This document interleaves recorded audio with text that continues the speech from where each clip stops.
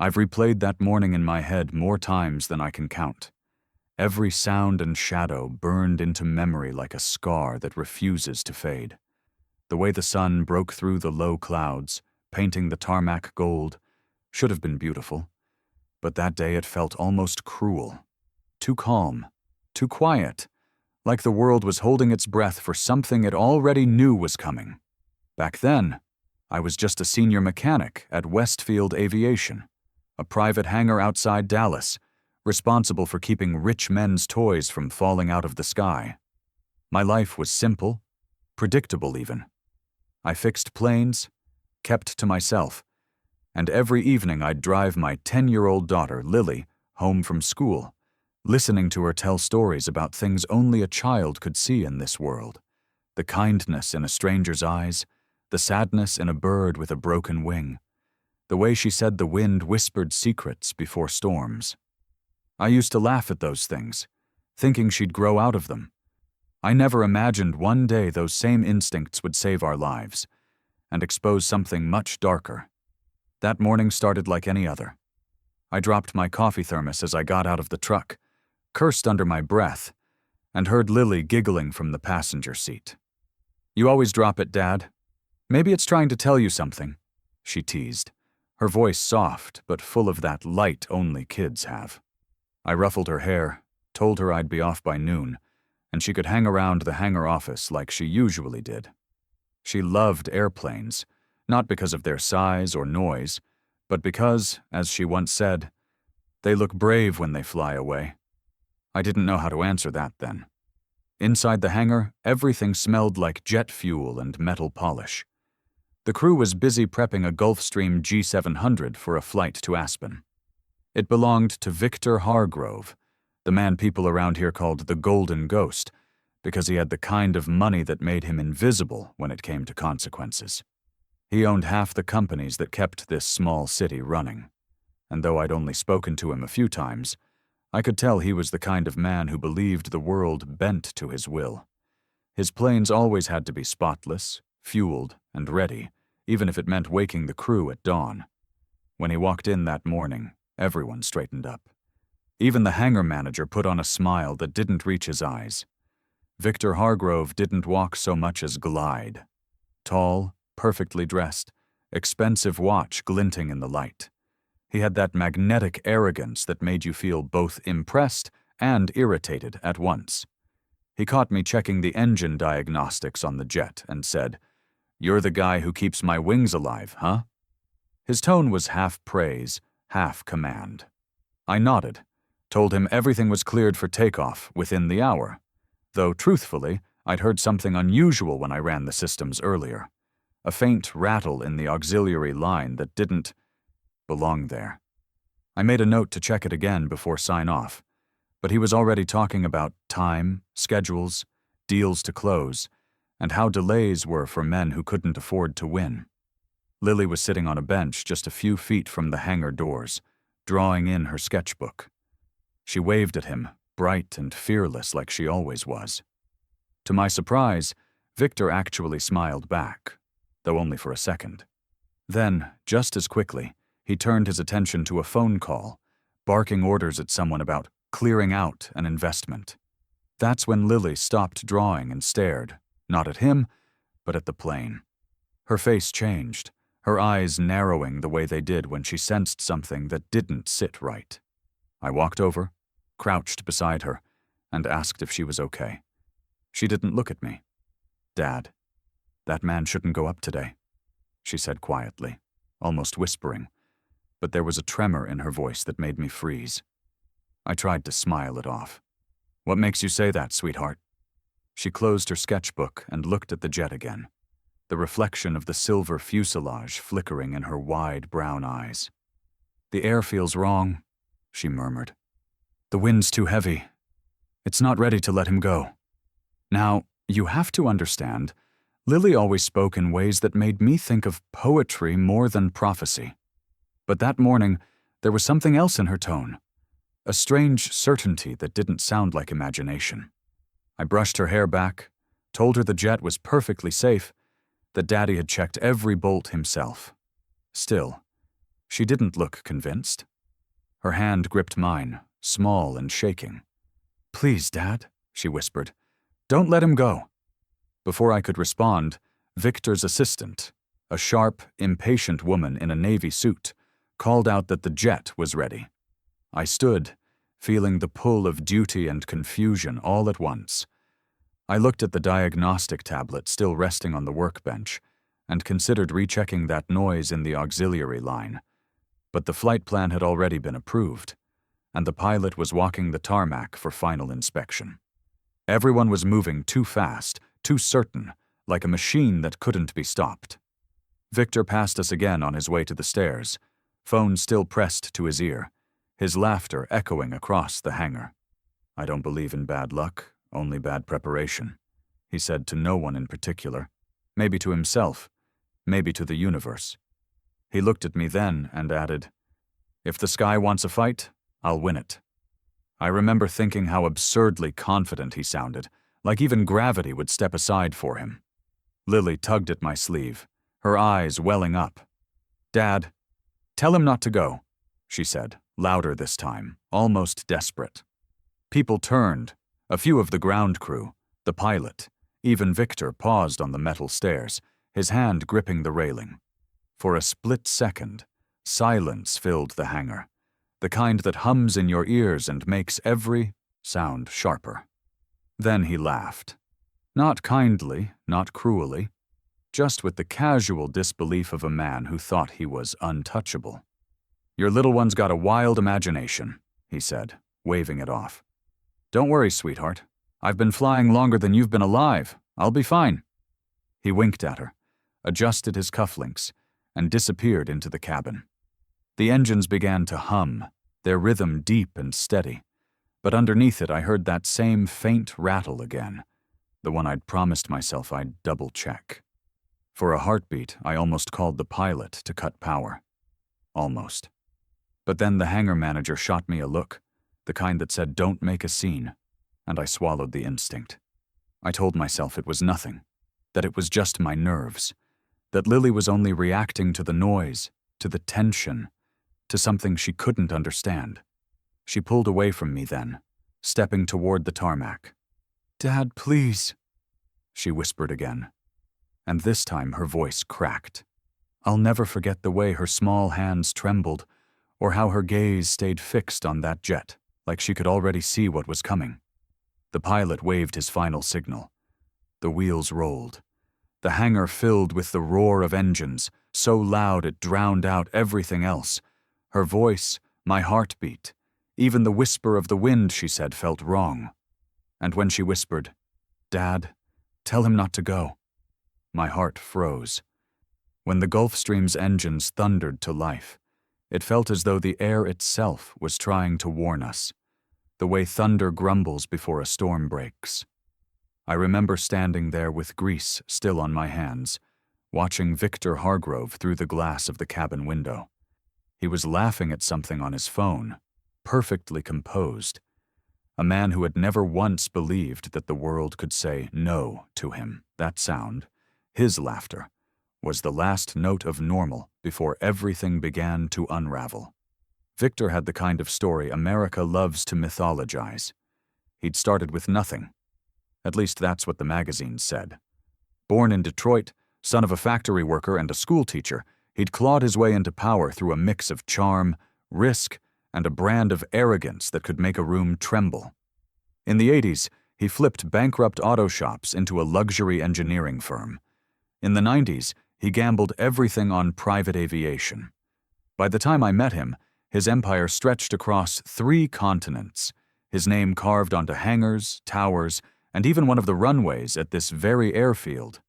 People called him a genius. Others whispered that he had enemies in every city that knew his name. He wore his success like armor. There was always a tailored suit, a platinum watch, and that smirk. A smirk that told you he'd already decided he was right long before you opened your mouth. It wasn't that he was cruel. It was that he genuinely couldn't imagine being wrong. To Victor, fear was weakness, superstition was stupidity, and fate was nothing more than a bedtime story for people who failed. I'd seen men like him before, but never one who made everyone else orbit him like planets circling the sun. Even the air seemed to shift when he entered a room. That morning, while the rest of the crew moved in nervous rhythm, Victor glided through the hangar with the calm of a man who believed the laws of physics were written for him alone. Lily had gone quiet after her plea. She stood beside my workbench, staring at the jet with that same heavy stillness she'd had earlier. I could tell she was fighting tears, but she wouldn't cry. She just kept her eyes locked on the plane as if trying to will it to stop. I wanted to distract her, to say something that would make sense of her fear, but Victor chose that moment to walk past us again, his phone still glued to his ear. "Victor," I started, forcing my voice steady. "Do you want me to recheck the auxiliary line before you go?" I noticed that he cut me off with a raised finger, not even glancing my way. "If you people double-check every whisper of doubt, nothing would ever leave the ground. Confidence, my friend, is what keeps these birds in the air." He finally looked down at me then, eyes gleaming. "Machines obey the man who believes they will." Lily's voice broke the pause. "Sometimes they don't listen," she said softly. Victor turned, surprised to hear her speak.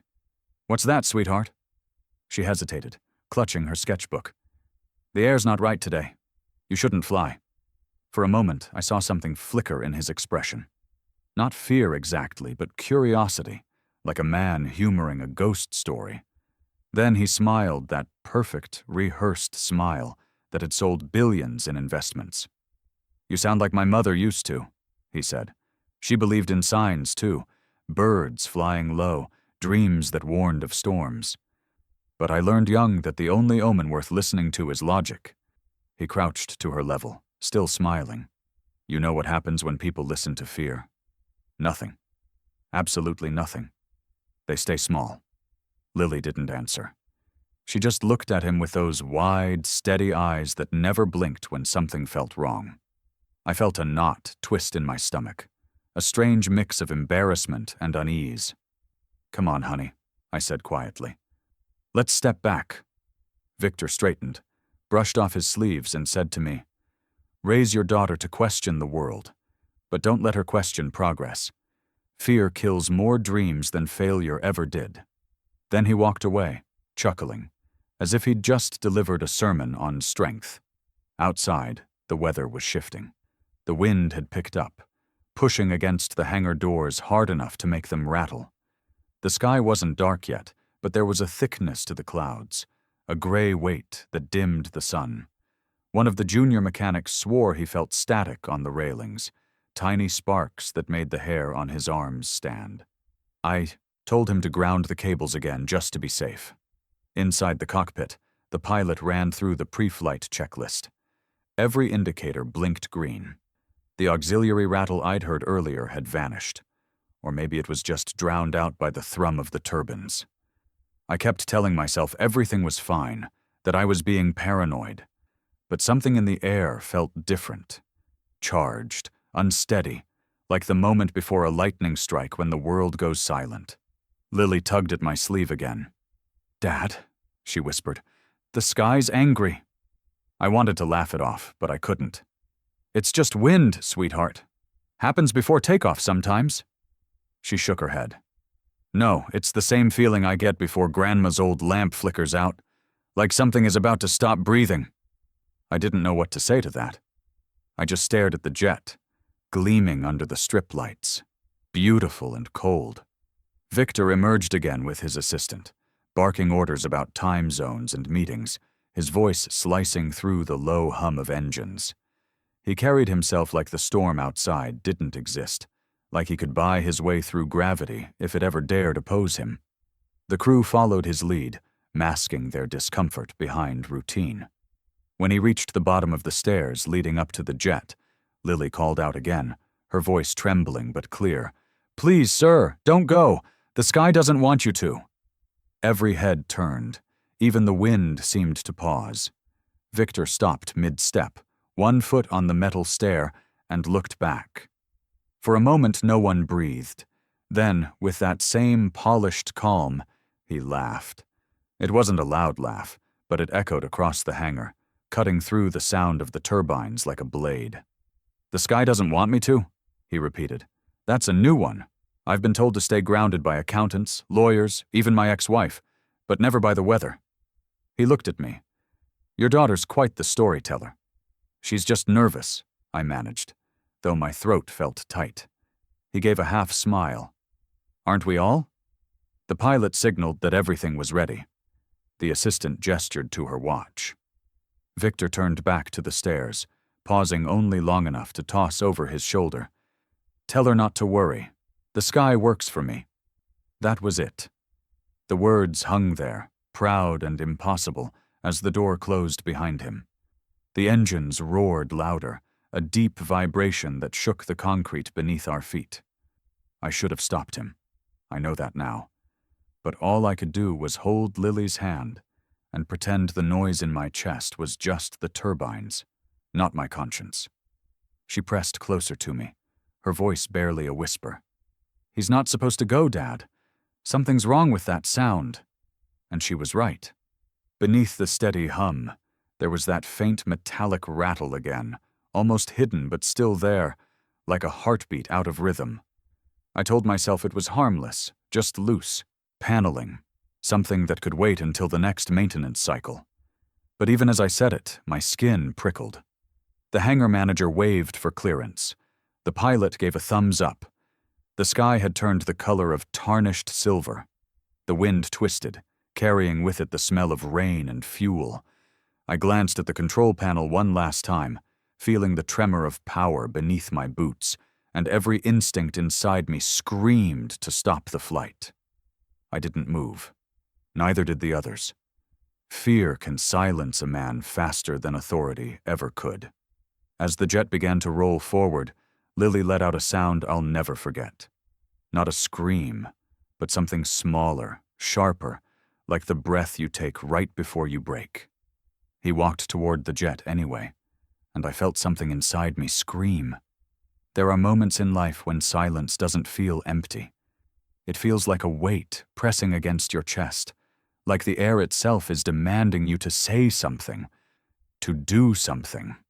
That morning, as the Gulf Stream crept across the tarmac under a bruised silver sky, that silence became unbearable. Every instinct I had, the years of engineering, the hours of training, the gut sense that keeps a mechanic alive around machines that kill the careless, told me something was wrong. But instinct is easy to bury when pride and protocol tell you to stay quiet. And I stayed quiet.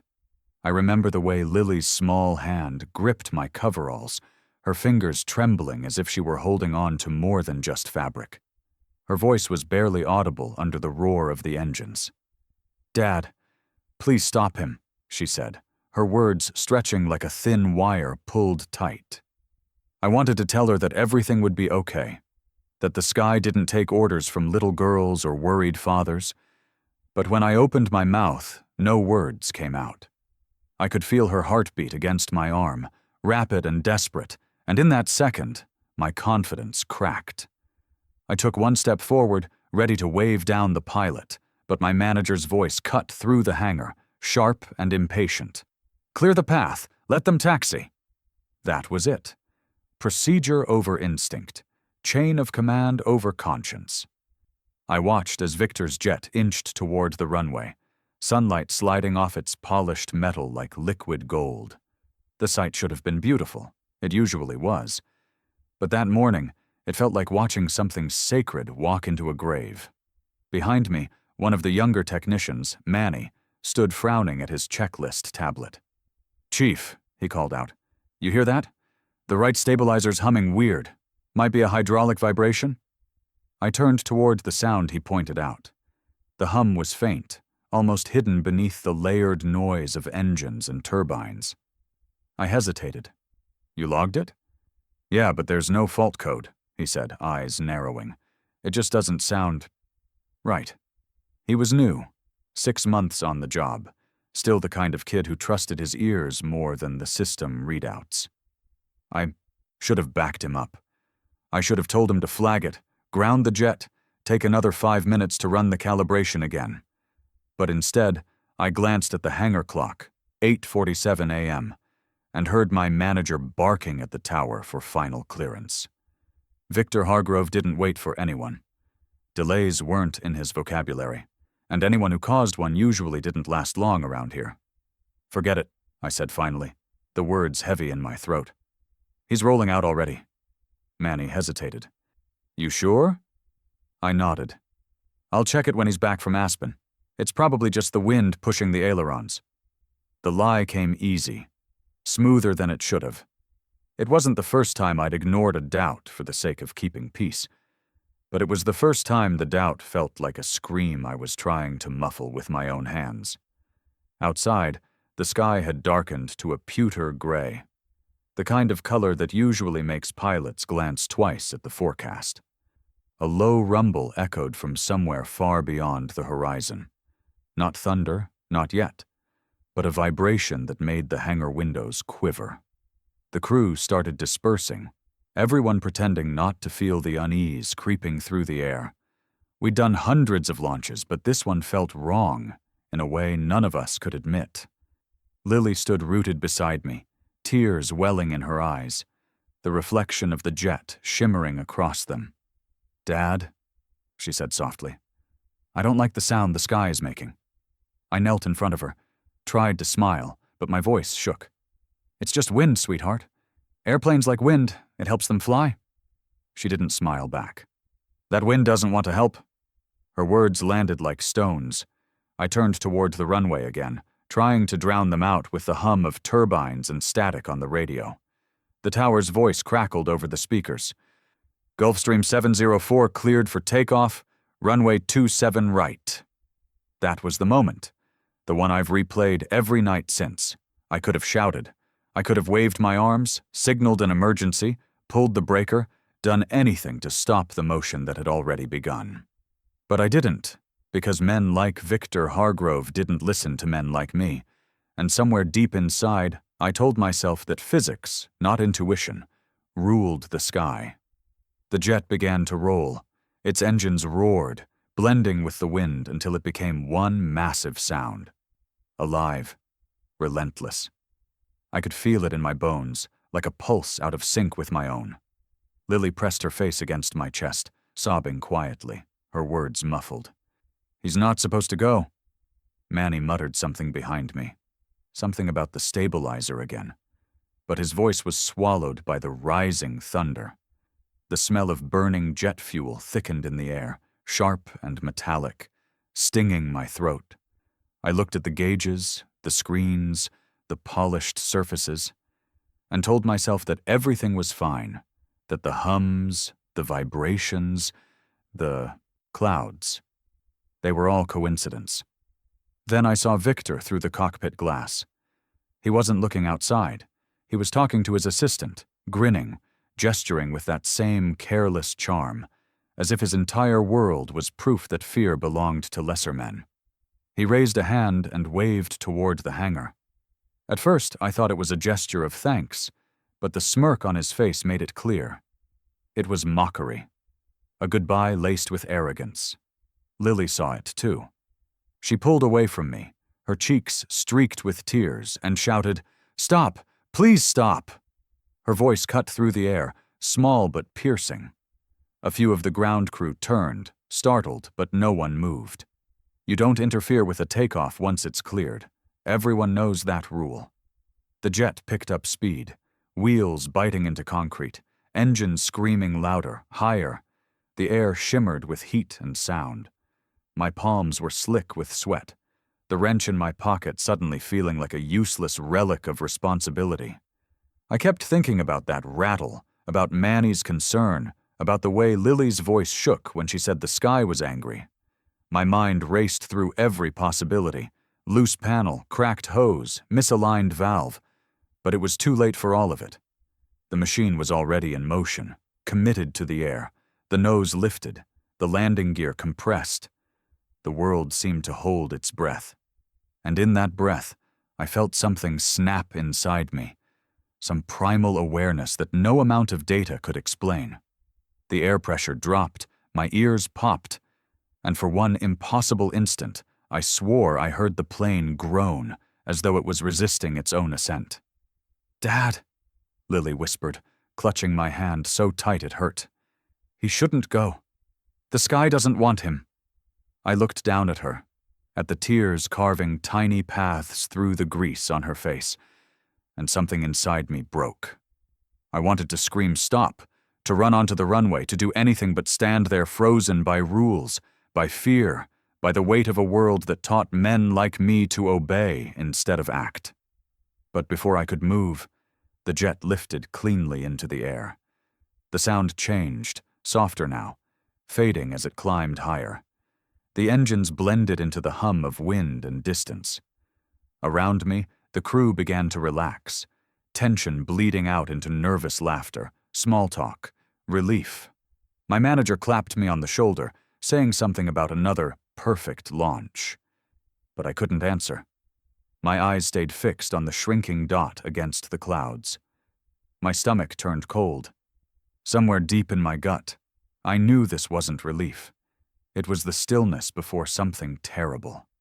Lily pressed her face into my side and whispered, "He's gone, Dad." I looked down at her and tried to smile, but I couldn't.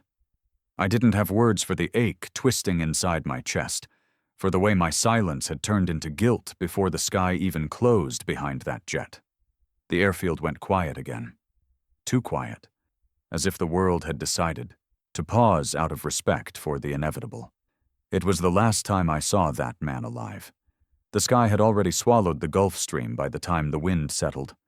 For a moment, everything felt ordinary again, the kind of quiet that follows takeoff, when the hangar returns to the drone of tools and the echo of footsteps on concrete. I remember exhaling, the way you do after a long, held breath, telling myself that the knot in my chest was only fatigue. Lily stood beside me, staring at the clouds that had closed around the jet. Her small hand was still locked around mine. Then it happened. A sound like nothing I'd ever heard tore through the air. Too deep to be thunder, too sharp to be mechanical.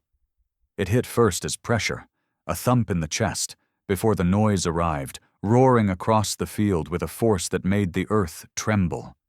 The ground crew dropped what they were holding. Every bird in the distance erupted from the trees at once. For a heartbeat, I couldn't place the source, couldn't believe what I was seeing.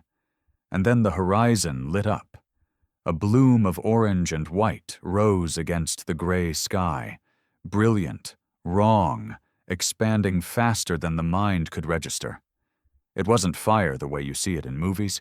It was light, violent, and alive, folding in on itself and then bursting outward again. The shockwave reached us seconds later, slamming into the hangar doors with a metallic scream, rattling the windows until one of them shattered.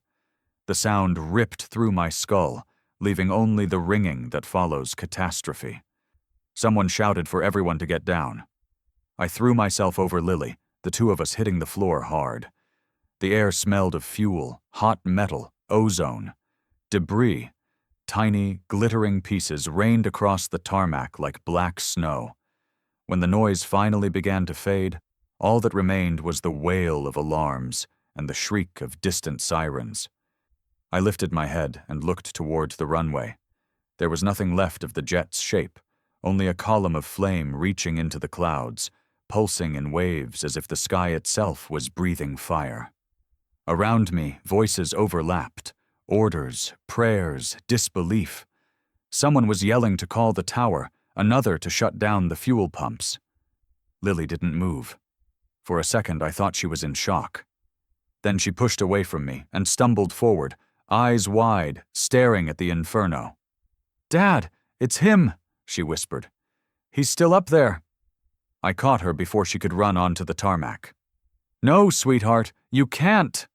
"But you can help him," she cried, her small fists pounding weakly against my chest. "You can fix things. You always fix things." There are no words for that kind of plea, no comfort big enough to fill the space between a child's hope and a father's helplessness. I held her tighter, whispering that we had to wait for the rescue crews, but my voice sounded hollow. the voice of a man who didn't believe his own lies. The first emergency trucks arrived. Within minutes, red lights slicing through the smoke. Firefighters in silver suits sprinted towards the flames, hoses snaking behind them. The smell grew worse, burning fuel, scorched earth, chemical heat. Even from a distance, the air stung the eyes and tasted of metal. We watched as they fought the blaze, water arcing into steam before it even touched the wreckage. Every few seconds there was another dull thud, a pocket of pressure igniting somewhere inside the debris. The sound hit like punches, each one shrinking the circle of hope. Beside me, Lily covered her ears, whispering, "Stop," over and over until the word lost its shape. People began to gather. Employees, bystanders from the road, reporters who seemed to appear out of nowhere. Phones were raised, voices recorded disbelief. The hangar manager barked at security to push everyone back, but his voice broke halfway through the order. I'd known him 10 years and never seen him look afraid until that morning. I walked forward a few steps, far enough to feel the heat against my face. Through the waves of distortion rising off the fire, I could see fragments of metal scattered across the field. Wings torn apart, landing gear twisted like wire, and in the middle of it all, a crater still burning bright. It didn't look real. Machines that perfect weren't supposed to die that way. One of the firefighters turned toward the command post, shaking his head. The motion was small but clear. Around me, people went silent. That silence was worse than the explosion. I dropped to my knees, the adrenaline draining out all at once. Lily knelt beside me, her tiny hand resting on my arm. For a long time, neither of us spoke. The sirens kept wailing, echoing off the hangar walls until they became part of the wind. In the distance, I could hear the tower calling for confirmation, voices tangled in confusion. The pilot's name repeated over the radio, then Victor's, then static. The realization hit in pieces. No survivors, no chance, no reason, just a bright man's certainty turned to smoke. Lily began to cry then, not the quiet tears of before, but deep, shaking sobs that came from somewhere far older than her years. "I told him," she said between breaths. "I told him the sky didn't want him." I didn't know what to tell her. How do you explain that sometimes being right hurts more than being wrong? I pulled her close, feeling her small body shiver against mine. The warmth of the fire was still on our skin, but it didn't stop the cold creeping in from the inside. By late morning, the media had flooded the gates. Police lined the road, yellow tape cutting the airfield into forbidden zones. Reporters shouted questions that no one could answer, about cause, about sabotage, about blame. The officials tried to keep their composure, but even from afar, you could see the fear in their eyes. A man like Victor Hargrove didn't just vanish without consequences. His company was the spine of half the contracts that funded this facility. When they finally let us step back into the hangar, I saw the damage the blast had done there too. Windows cracked, tools scattered, soot smeared across the floor where the shockwave had rolled through. Everything looked both familiar and foreign, as though the world had aged a decade in the span of 10 minutes. The crew huddled near the far wall. No one spoke. Manny sat on an overturned crate, his tablet still in his lap, the screen frozen on the maintenance checklist we'd both signed that morning. When our eyes met, he shook his head once and looked away. We didn't need words. The guilt was already shared between us, heavy and unspoken. Lily wandered toward the open doors again. The fire had mostly died down, leaving a column of black smoke twisting into the afternoon sky. She stared at it for a long time. "It's like he's still talking," she said softly. "The clouds are listening." Her voice broke something in me. I went to her, crouched down, and tried to meet her eyes. "Sometimes the sky takes what it wants, sweetheart. It's not your fault." She didn't answer. Her gaze stayed on the smoke until it thinned into pale ribbons. Then she whispered, "But it wasn't the sky that wanted him." Before I could ask what she meant, an investigator's voice echoed across the hangar, calling for all staff to line up for statements. The tone was clipped, urgent, already focused on evidence and procedure. The machinery of reason was moving again, ready to explain the unexplainable. I stood, took Lily's hand, and started toward the line of uniforms gathering near the trucks. The smell of burned metal clung to everything, to our clothes, to my skin, to the inside of my lungs. Each step felt heavier than the last, as if the world was warning me that this wasn't over, that this was only the beginning of something much larger than an accident. Lily tugged on my arm and looked up at me, her eyes red but clear now, her voice steady in a way that didn't sound like a child at all. "Dad," she said, "you need to tell them it wasn't the wind." But as I held my daughter close, she said something that made my blood run cold. The morning after the explosion didn't feel like morning at all. The sun came up gray, the air still heavy with the scent of burnt fuel that clung to my clothes and hair no matter how many times I washed. I hadn't slept. Every time I closed my eyes, I saw the flash again, the impossible bloom of light against the clouds, the echo of my daughter's scream, the moment the world turned to ash. People say time dulls memories like that, but it hadn't even been a day, and already the edges felt sharper. By 7, investigators had flooded the hangar. Uniformed officers, men in dark suits from the National Transportation Safety Board, and a few faces I didn't recognize. Too clean, too polished to be mechanics. They moved through the wreckage with clipboards and cameras, speaking in low, measured tones that made the chaos sound clinical. "Engine failure on takeoff," one of them said, as if labeling the tragedy could make it easier to understand. Another muttered something about fuel ignition, cross-feed valve, possible contamination. Each phrase felt like a nail sealing the story into a box. An accident, nothing more. I stood near the yellow tape, arms crossed, trying to listen, trying not to feel. Lily sat beside me on an overturned toolbox, knees pulled to her chest, her sketchbook open but untouched.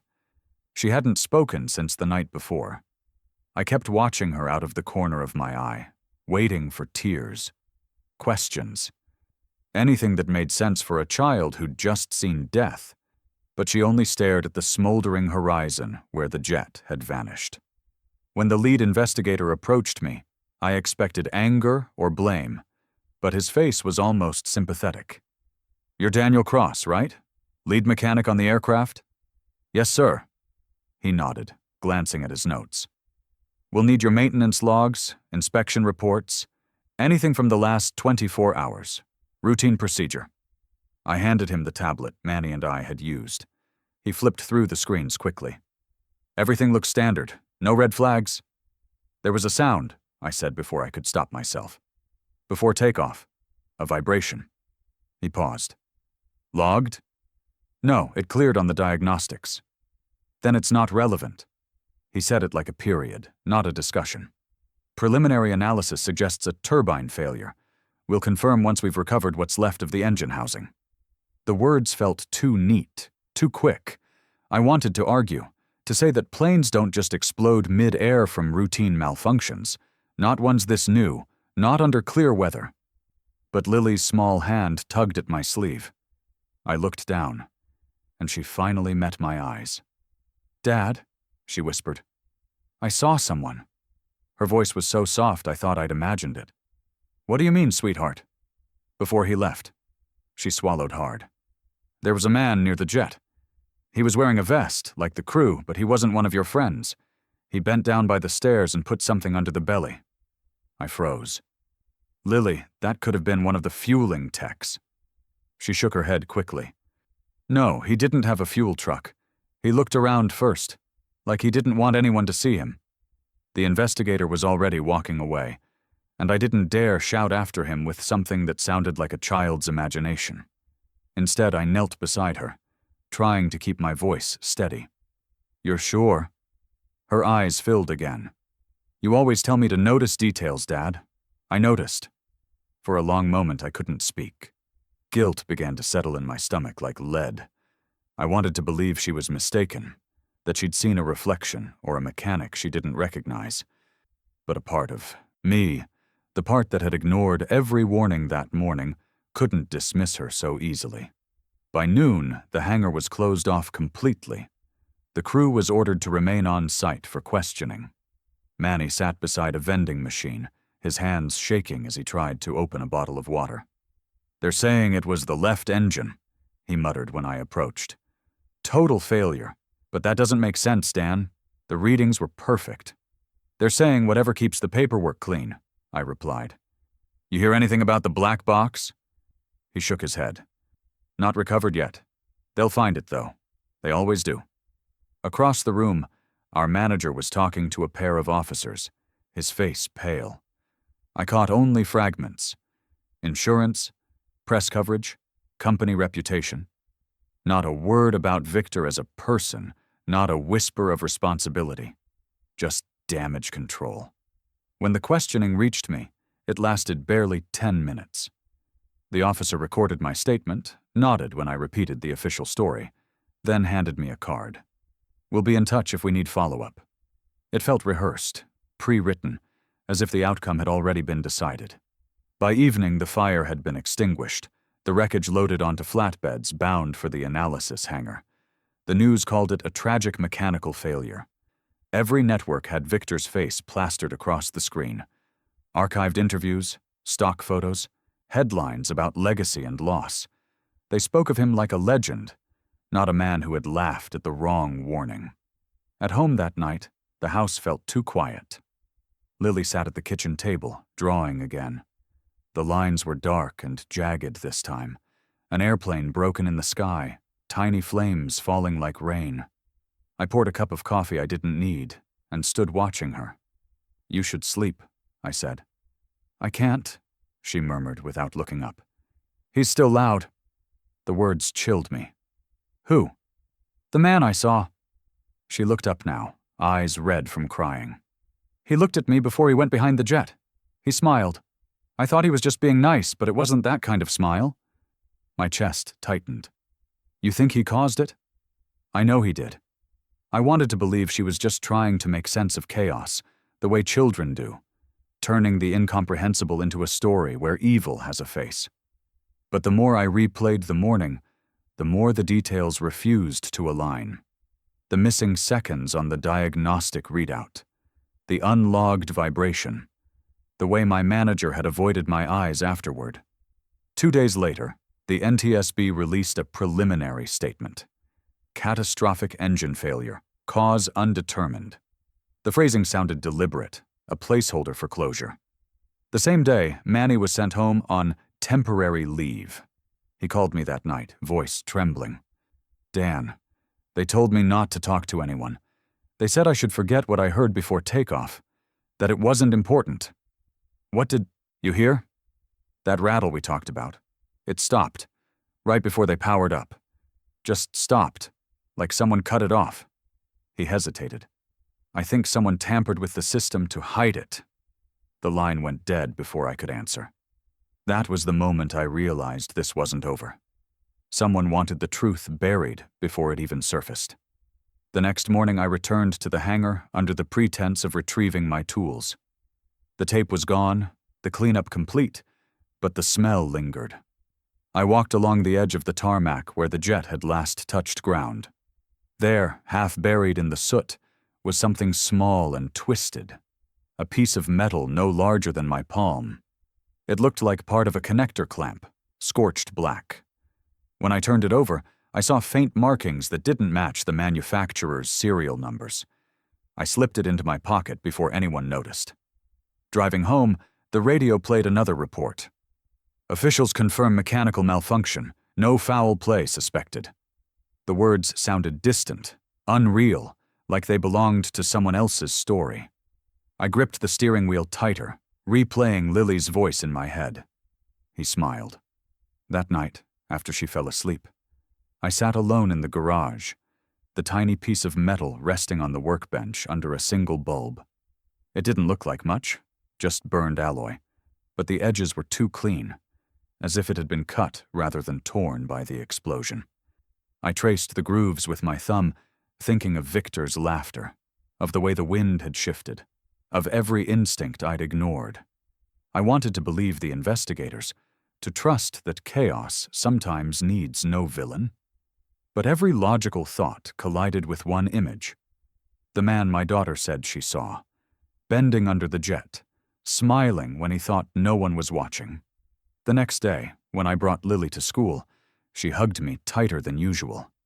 "Don't let them make you forget," she whispered.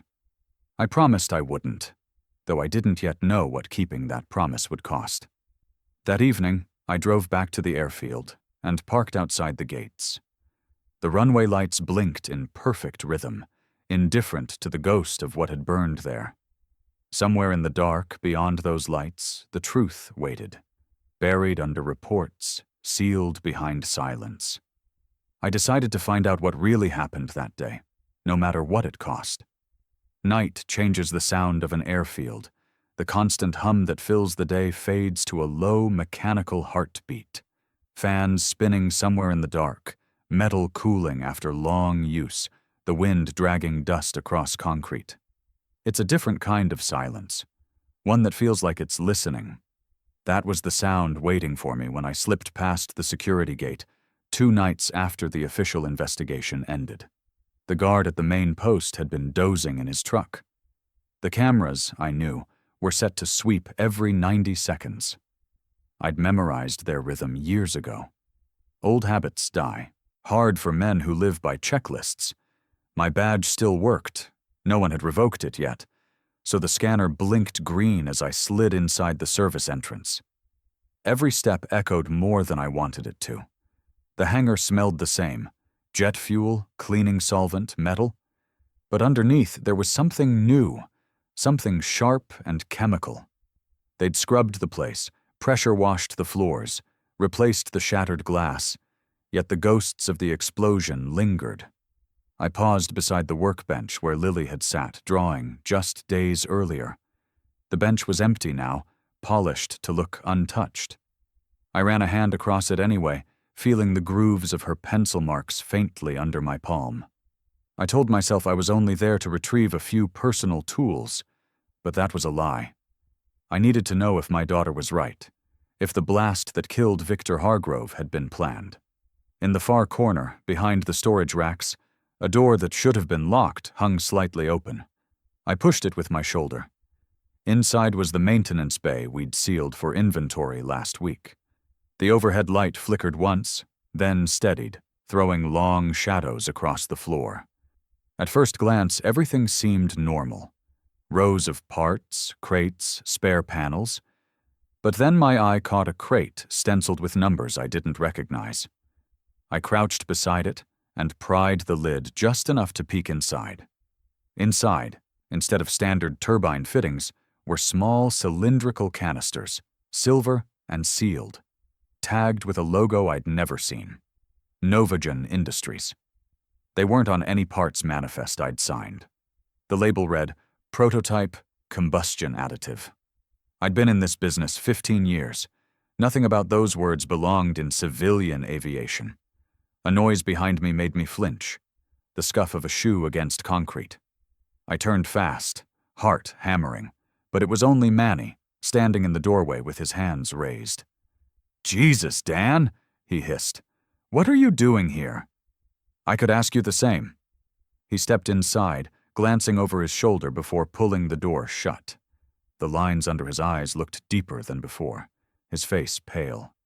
"You shouldn't be here," he said quietly. "They're still watching."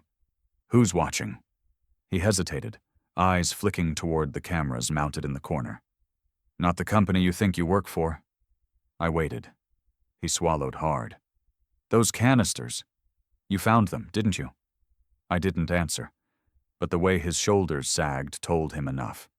"They came in the same shipment as the fuel filters last month," he whispered. "Management said they were for testing efficiency. Experimental lubricants, something like that. But I checked the supplier code. Novagen doesn't deal in lubricants. They make energetic compounds." "Explosives," I said flatly. He nodded. "Military contracts. Someone switched shipments, Dan.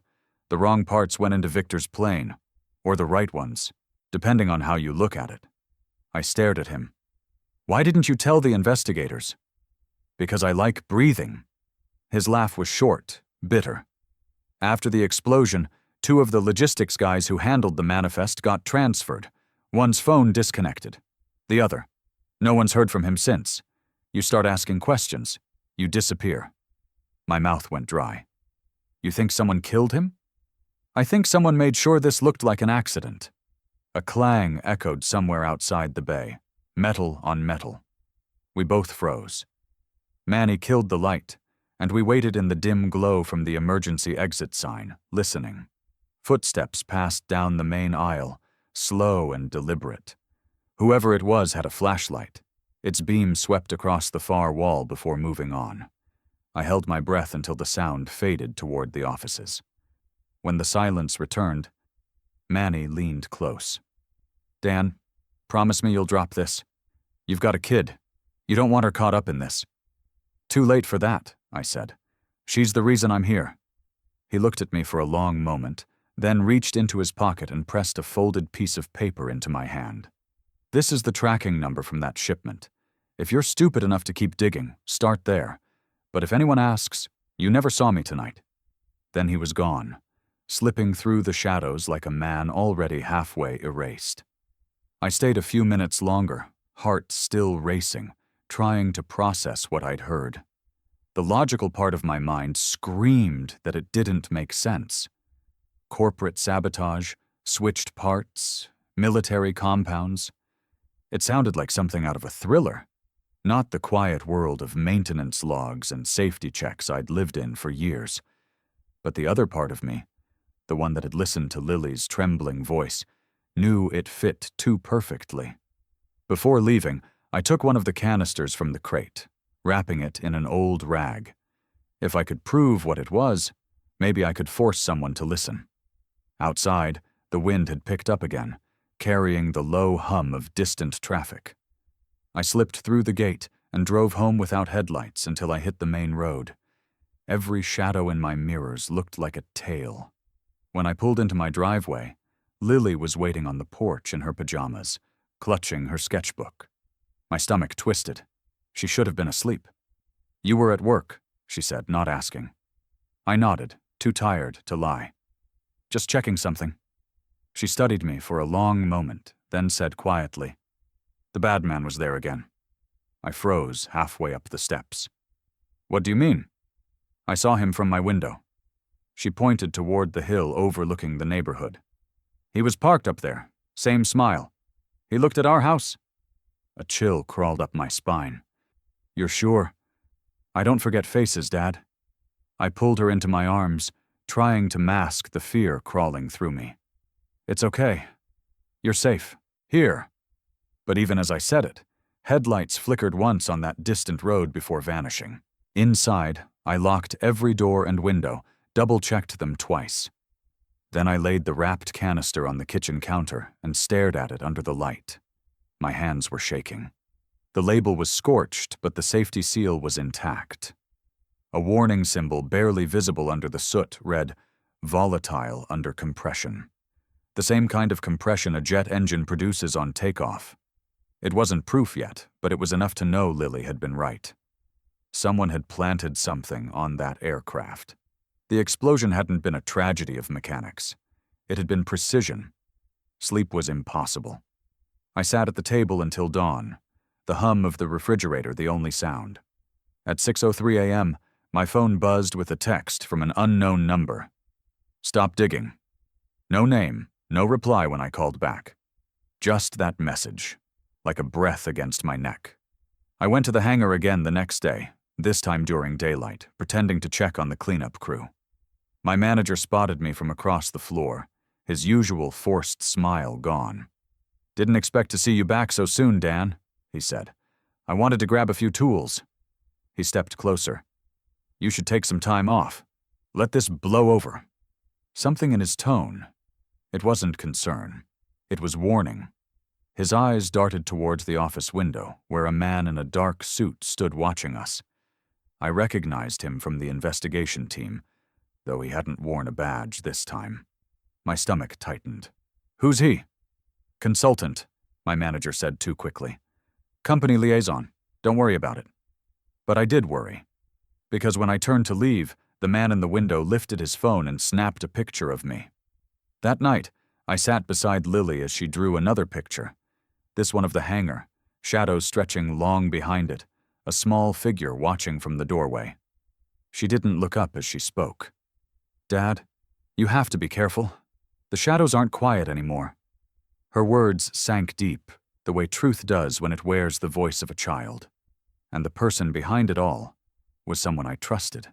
Trust has a sound. It's the easy laughter between shifts, the clink of coffee mugs at dawn, the quiet promise that the man working beside you would never sell you out. For years, that sound had been part of my life in the hangar, wrapped around one voice in particular. Manny. He'd started as an apprentice under me, a kid who could rebuild a turbine blindfolded and still find time to ask about Lily's science projects. We'd eaten the same bad vending machine food, covered for each other when inspections ran long, traded Christmas gifts that were mostly spare parts polished to shine. If there was one person I thought I could count on, it was him. Which is why it felt wrong when he stopped answering my calls after that night. 3 days had passed since I'd found the canisters, and since the message, "Stop digging," had arrived. I'd barely slept.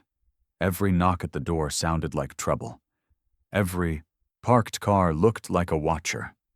Lily had gone quiet again, sketching in the living room with the television on mute, her eyes drifting toward the windows whenever headlights passed outside. The canister I'd taken from the hangar sat locked in my toolbox beneath the workbench. I didn't dare throw it away, but keeping it felt like sleeping beside a loaded weapon. By evening, I couldn't stand the silence anymore. I drove to Manny's place, an old duplex off Airport Road where the grass was never cut and the mailbox leaned like it was tired of waiting for good news. His truck was there, the same dented Ford we used to drive to night shifts. I knocked once, twice. No answer. When I turned to leave, the door opened a crack. "Dan?" His voice was barely a whisper. "What are you doing here?" "I need to talk," I said. "You stopped picking up." He hesitated, then opened the door wide enough for me to step inside. The place was dark, except for the flicker of a muted television. Papers littered the coffee table. Flight manifests, invoices, a few half-torn envelopes.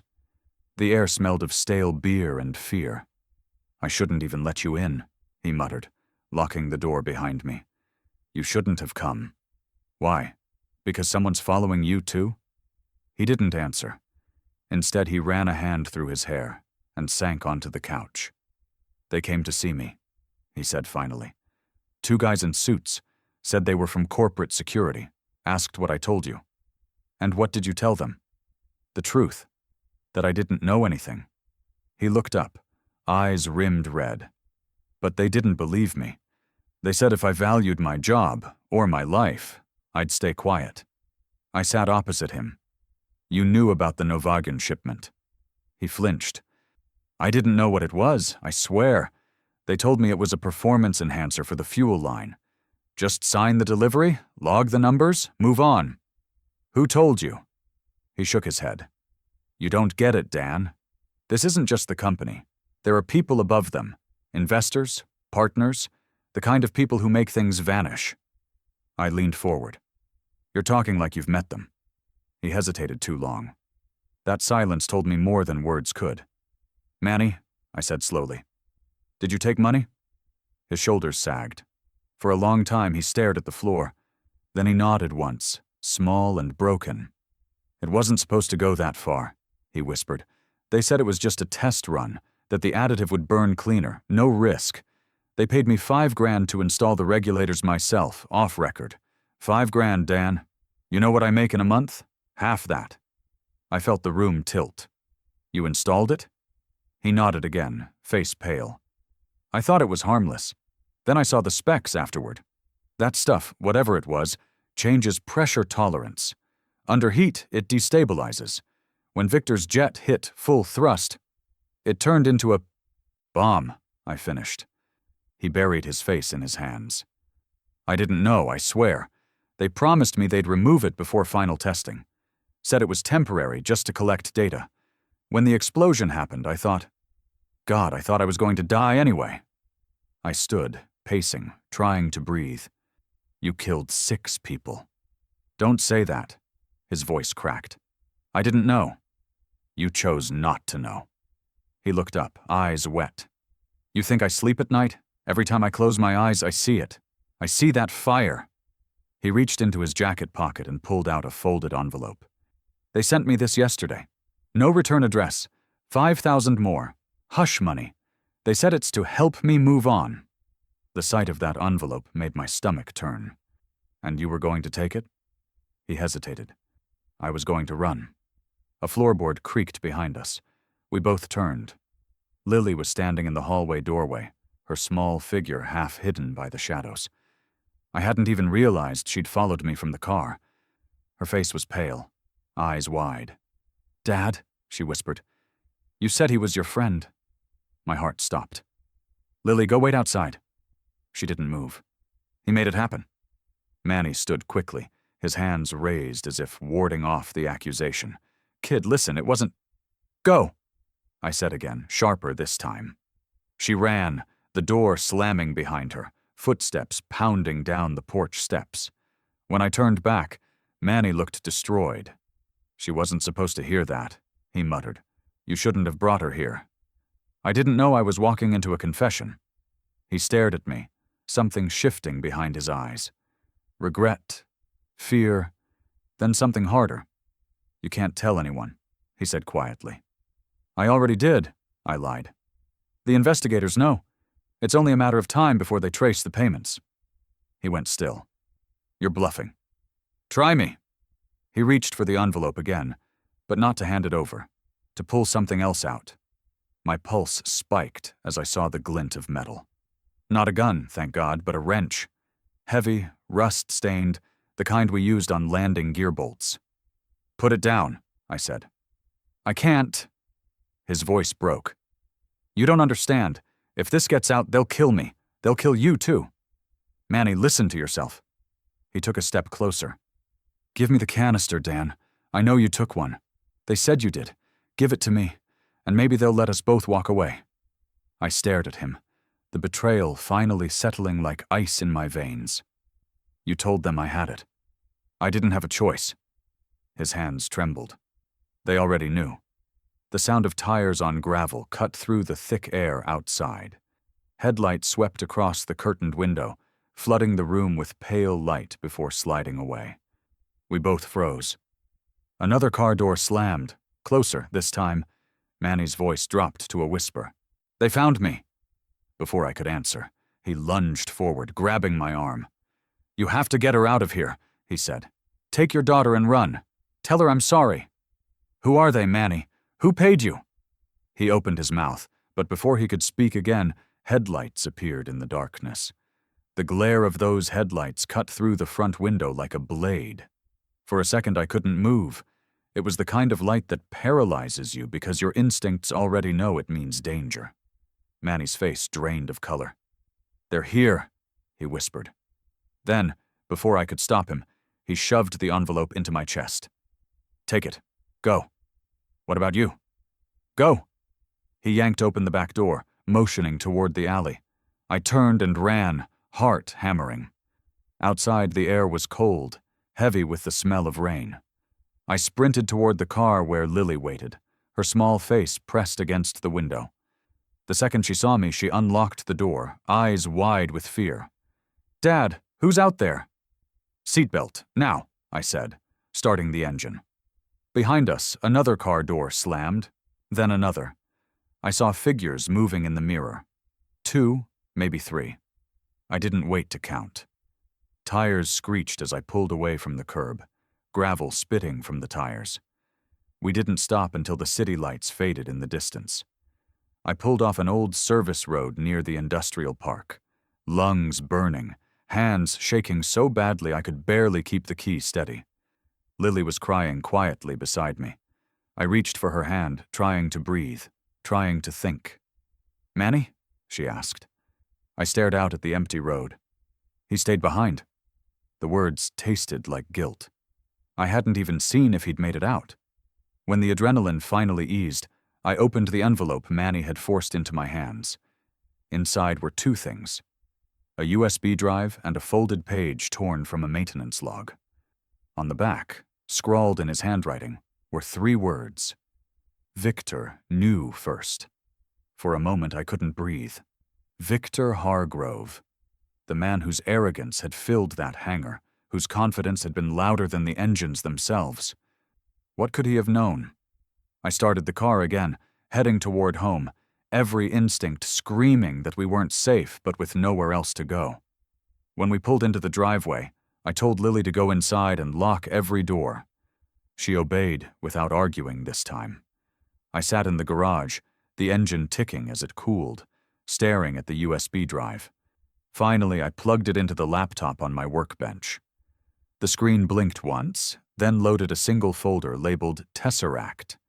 Inside were videos, dozens of them, board meetings, private conversations, and a series of encrypted documents. I opened one marked Hargrove Blackwing Meeting 02. The video was grainy, but Victor's voice was unmistakable. "I'm telling you, the compounds aren't stable. If they leak into the civilian fuel chain, it's on all of us." A second voice replied, smooth and cold. "Then stop pretending you have a conscience. You're already paid." "I'm not part of this anymore," Victor snapped. "If Novigen's using my jets for distribution, I'll go public." "Then your jets will stop flying." The screen froze, the audio cutting to static. I sat there, staring at the frame. Victor mid-sentence, fear flickering behind his eyes. The realization hit like a physical blow. He hadn't been a target of fate. He'd been silenced. Lily appeared in the doorway, clutching her blanket. "You're still awake," she said softly. I shut the laptop quickly. "Just working, sweetheart. Go back to bed." She didn't move. "They're not done with you." My chest tightened. "What do you mean?" "I heard them outside," she whispered. "Voices near the fence. They said your name." I grabbed the flashlight and moved to the window. Sure enough, 2 sets of tire tracks gleamed under the moonlight by the curb. The streetlight above them flickered, then went dark. I turned back to her. "Pack your bag. We're leaving." We drove through the night, avoiding the main highways, heading north toward the state line. By dawn, we reached a small roadside motel, the kind where no one asks questions if you pay in cash. I booked us under a false name and locked the door behind us. Lily fell asleep almost immediately, exhaustion pulling her under. While she slept, I reopened the drive.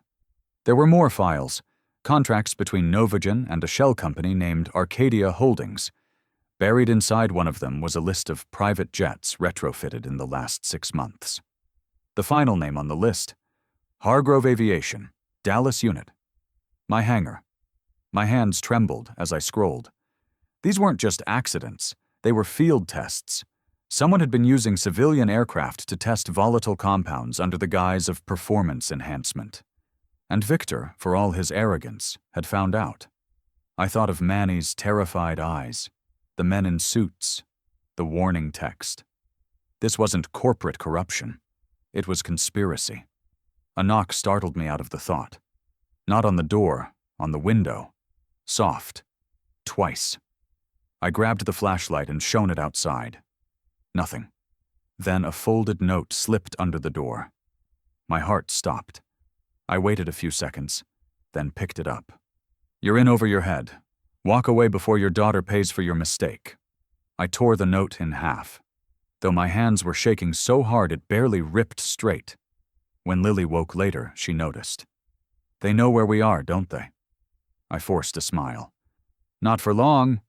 We're moving again tonight." She looked down at her sketchbook. "Dad, if you keep running from shadows, they'll keep following. You have to find the light first." For a child, she had a way of saying things that sounded older than truth. I didn't answer. That afternoon, I reached out to an old contact, Cal Reiner, a former air safeties inspector who'd left the agency after budget cuts. though everyone knew he'd been pushed out for asking too many questions.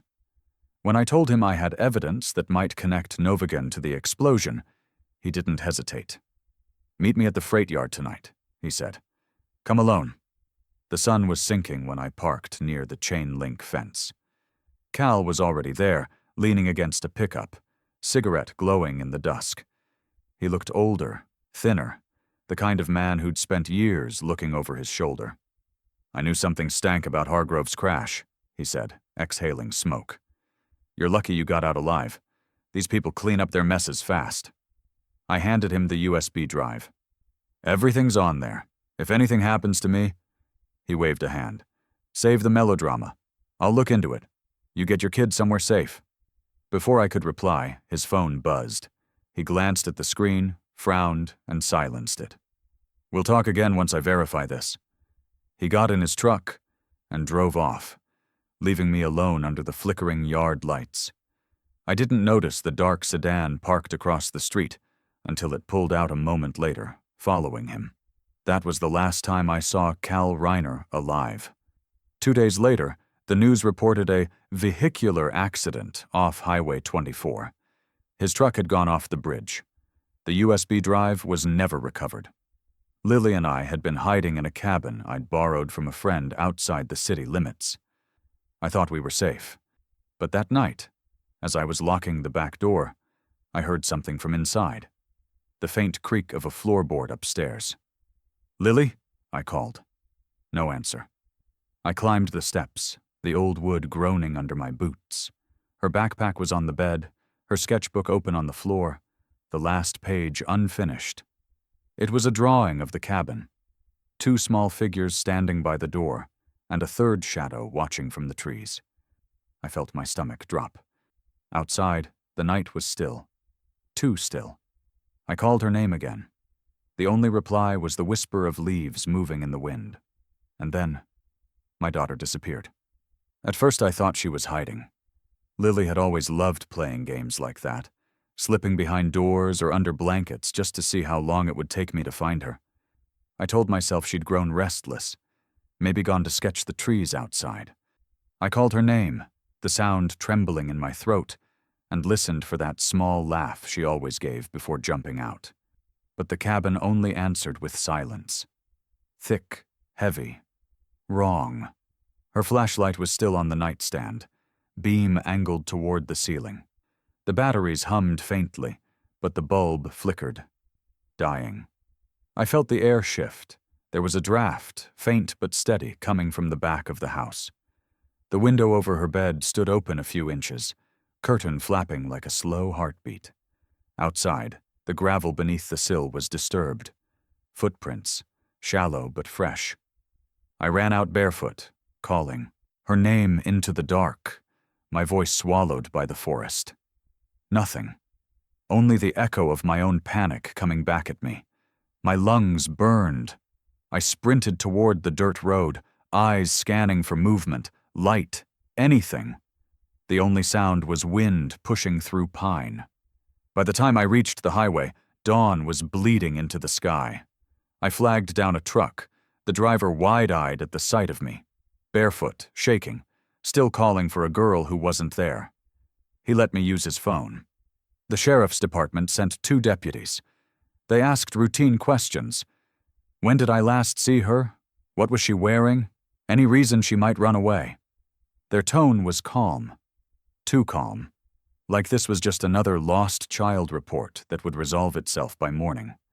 I kept telling them she wouldn't run, that she was scared, that people had been following us. One of them scribbled notes while the other glanced around the cabin. "There's no sign of forced entry," he said finally. "Could have slipped out on her own. Kids do that sometimes." "She didn't just slip out," I snapped. "She was taken." He looked at me the way people look at someone who's lost too much sleep. "Sir, we'll file a report. Let's not jump to conclusions." I almost laughed. Jump to conclusions? My daughter was gone, and they wanted patience. They radioed in her description, asked if I had a recent photo. I handed over one from my wallet, Lily smiling beside a model airplane we'd built last summer. The deputy studied it, then gave a polite nod, the kind meant to end a conversation. When they left, the cabin felt emptier than ever. I walked the perimeter again, forcing myself to look closer. Half buried near the window was something metallic, a zip tie cut clean through. Nearby, a small piece of fabric caught on a nail, pink with a faint pattern of clouds. It was from her pajama sleeve. My knees gave out. For a long minute, I couldn't breathe. I gathered every clue, laid them on the table, and stared until my eyes blurred. Whoever had come knew what they were doing. Quiet, efficient, leaving almost nothing behind. But why take her? The warning note replayed in my mind. Walk away before your daughter pays for your mistake. I had ignored it. As daylight grew, reporters began circling the story of Hargrove's crash again. New theories, corporate rumors, anonymous sources. My phone buzzed constantly with calls I didn't answer. Every ring felt like a taunt, every silence worse than noise. By afternoon, I drove back into town, desperate for anyone who would listen. At the station, the same deputy met me with a tired look. "We're doing what we can, Mr. Cross, but there's no ransom demand, no witnesses. For now, it's listed as a possible runaway." "Runaway?" My voice cracked. "You think she just walked out into the woods in the middle of the night without shoes?" He raised a hand, defensive. "We have procedures. We'll notify surrounding counties. Just go home and wait for contact." Waiting felt like death. I spent the rest of the day driving every road between the cabin and the next town, stopping at gas stations, diners, anyone who might have seen a car pulled over during the night. Nothing. Around sunset, exhaustion hit, but I couldn't stop. I checked every abandoned barn along the county road, every turnout, every ditch. Each time I called her name, the echo felt weaker. When I finally returned to the cabin, the sun had vanished, leaving only a pale orange memory along the horizon. I parked near the porch and sat in the car, unable to move. That's when I noticed the envelope on the windshield. Plain white, no markings. My stomach dropped. Inside was a single Polaroid.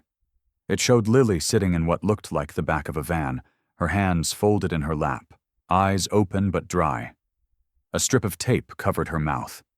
Written in marker across the bottom were 5 words. "Stop digging, or she disappears." The edges of the photo shook in my fingers. I wanted to believe it was fake, staged, but I knew every detail of that face, that fear. The license plate wasn't visible. I flipped the picture over. Blank. No return address, no message. Only that warning. I dropped to my knees, the photo pressed to my chest. Every decision I'd made since the explosion replayed in my head. Every moment I'd ignored a sign. Every time I'd told her we were safe. The guilt hollowed me out until I couldn't tell whether the trembling in my hands was anger or despair. I called the sheriff again, demanded to speak to someone higher. They sent an officer to collect the picture, promised to look into it. I knew what that meant. Procedure, forms, delay. I didn't have time for that. I reopened my laptop and loaded what was left from the USB drive I'd copied before giving it to Cal Reiner. There were fragments, deleted files, broken audio, but one video still worked. It was another recording of Victor, this one filmed in his office a week before the crash. He looked nervous, pacing. "If something happens to me," he said to the camera, "it's not an accident. They're deeper than you think. Novigan is just the surface. The real power sits behind Arcadia Holdings, people who trade safety for control. They call it Project Horus." The feed ended abruptly. I sat there in the dim light, staring at Victor's frozen face, realizing that whatever he'd stumbled onto had cost him his life. And now mine was unraveling the same way. Near midnight, headlights passed outside. My body tensed until I saw it was only a patrol car. I waited until the red tail lights faded, then opened the door and stepped into the cool night air. Crickets hissed in the grass, the wind low and constant. Somewhere in the distance, a dog barked, then fell silent. The stars above looked almost indifferent, scattered and cold. I thought of Lily staring at the same sky wherever she was, maybe wondering if I was coming for her. I whispered a promise to the darkness. I'll find you. I swear it. Back inside, I gathered what little evidence I had. The photo, the fabric, the cut zip tie, and sealed them in a bag. If the authorities wouldn't move fast enough, I would. I remembered a name from Victor's files. Dr. Ellen Marwick, a former Novagen chemist turned whistleblower. Her last known address was in Houston. Maybe she could tell me what Project Horus really was. At 2 a.m., the house phone rang. I lunged for it, heart racing, half expecting Lily's voice. Static crackled on the line. For a moment, I thought it was dead air. Then I heard breathing. Slow, deliberate. "Who is this?" I demanded. The voice that answered was calm, almost gentle. "You should have listened." My throat went dry. "Where is she?" "She's safe," the voice said. "For now. Stop looking, Mr. Cross. The truth isn't yours to keep." I gripped the receiver so tight it hurt. "If you touch her," the voice chuckled softly. "We already have. Remember this call the next time you think about playing hero." The line clicked. Silence. I stood there shaking, every muscle locked. Then the phone rang again. One shrill, violent burst that made me flinch. I lifted it slowly, expecting more static. This time there was no breathing, only a single sentence, spoken in a tone colder than the night outside. And when my phone rang, a cold voice said, "She knows too much." Sleep never came after that call. The voice on the phone looped through my head like a siren I couldn't shut off. She knows too much. Every instinct screamed that waiting another hour could mean losing her forever. I packed the photo, the USB backup, and the pistol I'd kept locked since my military days. The rest of the world could think I was a madman chasing ghosts. None of it mattered. At dawn, I drove south, following the only thread left, Dr. Ellen Marwick. Her address led me to a boarded-up lab outside Houston, the kind of place time forgot. The chain-link fence hung open, and the sign still read, Novagen Research Facility B, Restricted Access. Inside, dust coated everything except a single cleared space on a desk where a laptop still hummed. Someone had been there recently. A faint light blinked in the corner, security feed still active. I rewound the footage until I saw what I needed. A white van, license plate half visible. Pulling up the night Lily vanished. Two men in maintenance vests loaded something large wrapped in a blanket. One of them turned toward the camera for a split second. The same grin my daughter had described. They hadn't taken her far. The timestamp placed them at 2:43 a.m., the exact minute I'd woken to the open window. The data tag listed Warehouse 14, Bay District. By evening I was there, parked 2 blocks away from a row of abandoned freight buildings. The rain had started, thin and relentless, blurring the neon signs of the city beyond. Through the windshield I saw the van, same dent on the fender, same plate. I slipped the pistol into my jacket and moved through the shadows. Inside, the warehouse smelled of oil and damp wood. My footsteps echoed against the steel ribs of the building. Voices drifted from deeper inside. 2 men arguing over the package and whether the boss wanted her moved tonight. My stomach turned at the word. I crept closer, heart slamming, and peeked around a stack of crates.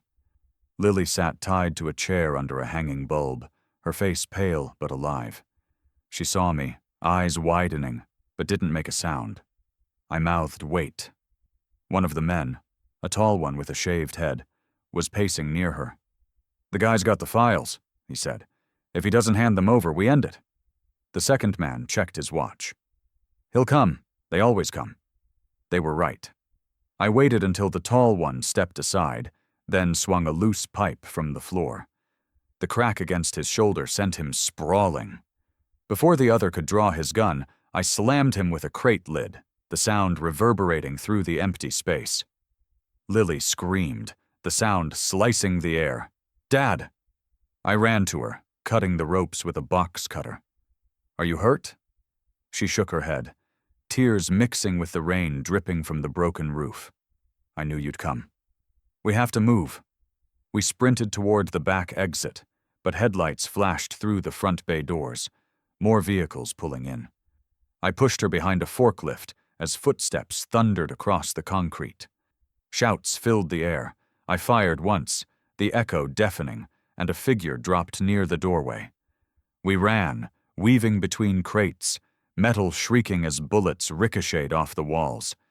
Outside, the storm had turned violent. Wind howled through the loading yard, scattering papers and plastic like ghosts. I spotted a drainage tunnel behind the fence and yanked the gate open. We slid down the embankment, cold water soaking through our clothes. For half a mile we crawled through the tunnel, the roar of rain masking our breaths. When we emerged on the other side, the city lights looked impossibly distant. We collapsed under an overpass, shaking and soaked. I held her close, whispering that it was over, that she was safe now. But even as I said it, I knew the truth. Safety was an illusion until I ended this. From her pocket, Lily pulled something small, a USB drive wrapped in tape. "One of them dropped it," she said. "It fell when you hit him." I took it, heart pounding. When I plugged it into my laptop at a roadside diner an hour later, the screen filled with documents. Payment ledgers, delivery orders, email chains connecting Novagen to Arcadia Holdings, and names. Politicians, defense contractors, investors. Everything Victor Hargrove had tried to expose, everything they'd killed to protect. "This is it," I whispered. "Proof." Lily looked at me, her voice trembling but steady. "Then we can stop. Running." "Soon," I said. "We just need to get this somewhere safe." I backed the files up twice, one copy to the cloud, another to an external drive. The waitress refilled our coffee without a word, her eyes darting to the window where thunder flashed. I glanced out too, and froze. Across the street, a dark sedan idled, lights off, engine barely audible under the rain. The same shape I'd seen outside the cabin. My pulse spiked. "Time to go," I whispered. We bolted through the back door, cutting down the alley toward the parking lot. The rain came harder, drumming against the asphalt. I could hear tires screeching somewhere behind us. I shoved Lily into the truck, turned the key, and floored the gas. The sedan followed. Headlights cut through the storm, gaining ground as we tore down the service road. Mud sprayed against the windshield, lightning flashed, and every nerve in my body screamed for distance. We hit the county highway, water streaming across the asphalt like glass. I could see the turnoff ahead, the bridge that led toward the hills, and the old airfield beyond. If we made it there, maybe we could lose them in the maze of hangars. Lily gripped my arm. "Dad, listen." Through the roar of rain and thunder, another sound rose, a low mechanical growl that didn't belong to the sedan behind us. It was coming from the dark ahead, steady, rising. Because as we ran toward safety, I heard another engine ignite. The growl ahead of us turned into a roar as we reached the ridge above the old airfield. For a split second I thought the storm had swallowed the sky, but then the lights came into view. Rows of hangars glowing like a trap already set. The sound that had chased us wasn't thunder. It was a jet engine spooling up inside the largest hangar. I slammed the brakes, the truck fishtailed, tires shrieking on the wet asphalt. The sedan behind us overshot the curve and skidded into the guardrail with a blast of sparks. I grabbed Lily's hand, and we ran into the rain toward the light. Inside the hangar, men moved like shadows around a sleek white jet identical to Victor Hargrove's. Laptops sat open on crates, their screens flashing lines of code. I recognized the face standing near the wing. My manager, Reed. His suit was soaked, his expression calm in that terrible, practiced way. "I told you to stay out of this," he said, voice steady even as alarms blinked red around him. "You were supposed to be smart, Dan." I stepped closer, the drive clutched in my hand. "You killed him. You killed all of them for this." He smiled faintly. No one killed anyone. Accidents happen when people play with power they don't understand. Power? My voice shook. You mean greed. He turned to the laptop beside him. On the screen were files labeled Horus Prototype, Stage 3. My stomach dropped. Victor found out, Reed said. He wanted to expose it. He thought the world would thank him. But what he uncovered was worth billions. Energy that burns cleaner, longer, weaponized if needed. Do you think the government wanted him talking? Then you silenced him. I kept order, he said simply, and now you've complicated things. Behind him, 2 men in tactical gear loaded canisters, identical to the one I'd found, into the jet's cargo bay. My pulse hammered. You're still running the tests, I said. Reed nodded. Progress can't pause for sentiment. Lightning flashed, throwing his face into stark relief. I saw the arrogance there, the same glint that had lived in Victor's eyes, only darker, colder. I held up the drive. Everything's on here. The payments, the contracts, the proof. It's already uploaded. He laughed softly. Uploaded to where? You think the cloud saves you? You're a mechanic, Dan. You fix what breaks. You don't decide what survives. The floor trembled. The jet's engines started to spool, the whine rising until it shook the air. I looked toward Lily. She was crouched behind a crate, eyes wide but steady. Stay there, I mouthed. Reed saw her then. You should have left her out of this. I raised the pistol. She was never out of it. You made her part of it the moment you killed Hargrove. For the first time, his calm cracked. That's not how this works. It is now, I fired. The shot struck the laptop, sparks erupting. The men near the cargo bay ducked. One dropped the canister, which rolled across the floor, hissing as liquid sprayed from a puncture. Reed shouted, lunging for the control panel, but it was too late. The chemical vapors met the jet's heat exhaust, and a column of flame tore across the hangar. I threw myself over Lily as the shockwave hit. The roof shook, sheets of metal collapsing in sparks and smoke. Through the chaos, I heard Reed screaming orders, but the noise was swallowed by the explosion of a second canister. The jet's nose tilted, fire racing along its fuselage. We crawled toward the exit, the world around us dissolving into heat and sound. Outside, rain hissed against the flames. I turned back once and saw Reed stumbling, his suit on fire, reaching for the laptop that no longer existed. He disappeared into the inferno. Sirens wailed in the distance. Police, fire, maybe federal. I didn't care. I dragged Lily through the mud toward the truck. She clung to me, coughing, her voice hoarse. Dad, look. In her hands was a small black device, Victor's old encrypted drive, the one she must have grabbed from the crate during the chaos. Its casing was dented, but the light still blinked green. We drove until the fire was a faint glow behind us. On the horizon, the first hint of dawn broke through the clouds. I pulled over by the ridge, rain still falling in thin sheets. Dad, she said quietly. It's over now, isn't it? I shook my head, staring at the drive in my palm. Not yet. This is what he died for. Victor's message, maybe as proof. Back in the truck, I plugged the drive into the laptop. A single folder opened, labeled Final Testament. A video loaded. Victor's face appeared, lit by the same light I'd seen in the earlier files, but this time his expression was calm. If you're watching this, he said, then I'm gone. I made mistakes believing I could play in the same shadows as the men who built this machine. Project Horus was never about fuel or flight. It's about control.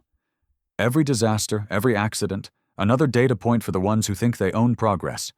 The only way to stop them is to show the world what they fear most. The truth.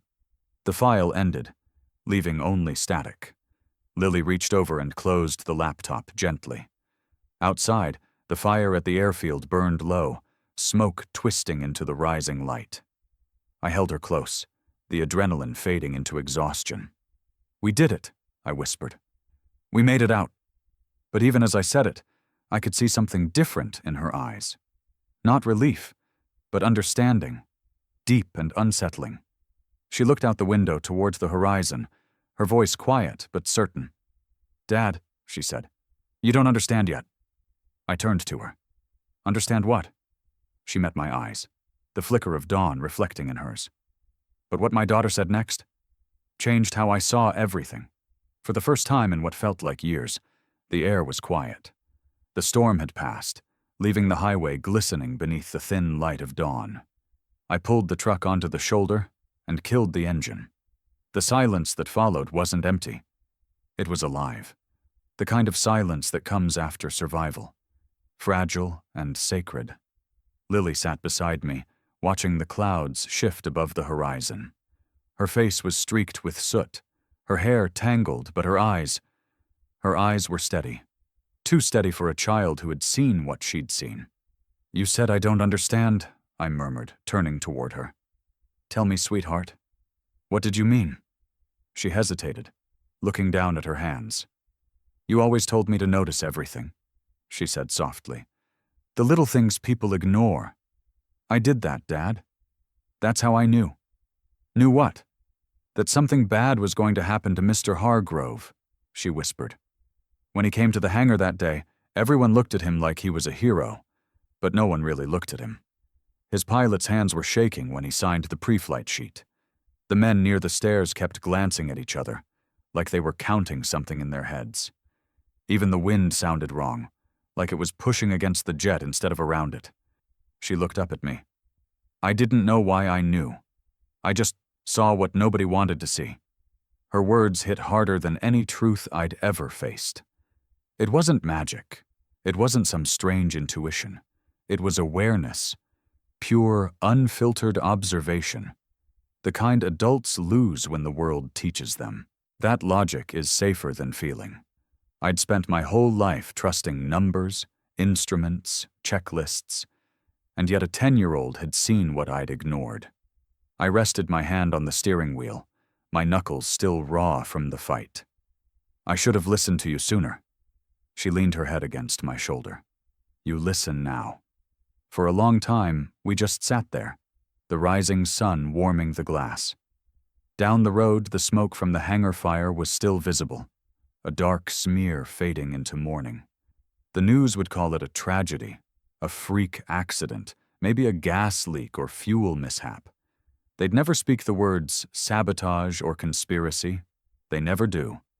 The world would move on, the way it always does when money buries truth deep enough. But I knew what we'd seen. I knew what we'd survived. Later that morning, I drove us to the nearest police outpost, handed them the laptop and Victor's encrypted drive. I didn't tell them everything, just enough to make sure the files reached the right hands. Within hours, the story spread. Whistleblower evidence links aviation company to corporate corruption. Insider sabotage under investigation. My name wasn't in the headlines, and I preferred it that way. Some truths don't need recognition, only release. When the interviews ended and the statements were taken, we checked into a small hotel by the coast. From the balcony, we could see the ocean stretching endless and silver. For the first time in weeks, Lily smiled. She stood barefoot on the railing, arms spread like wings, pretending to fly.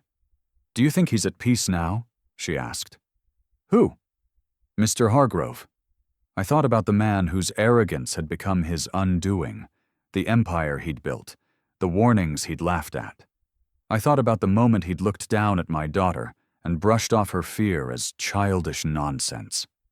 "I think," I said quietly, "he finally understands what the sky was trying to tell him."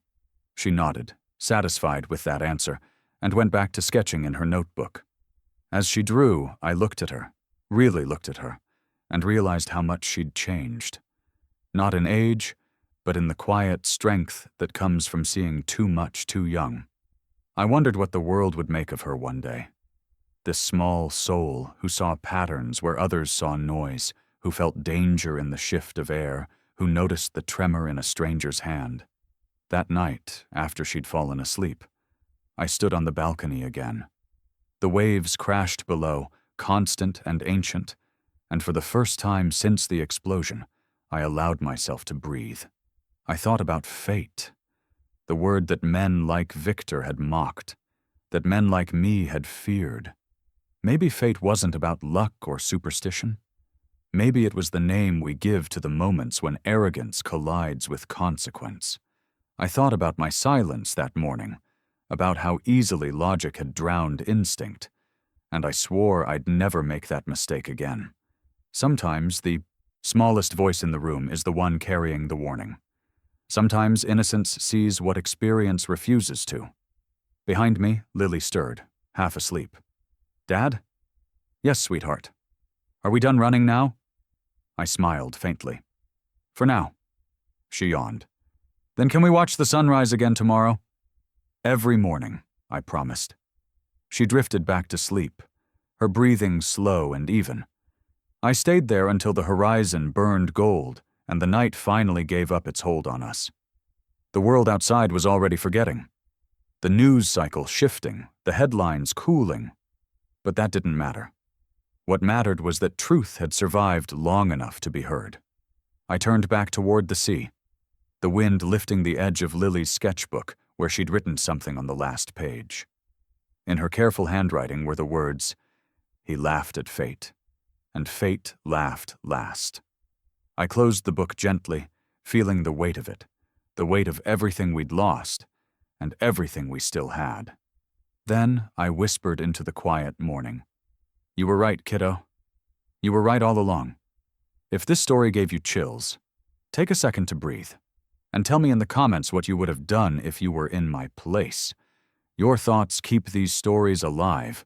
Don't forget to subscribe, because the next one might change the way you see everything."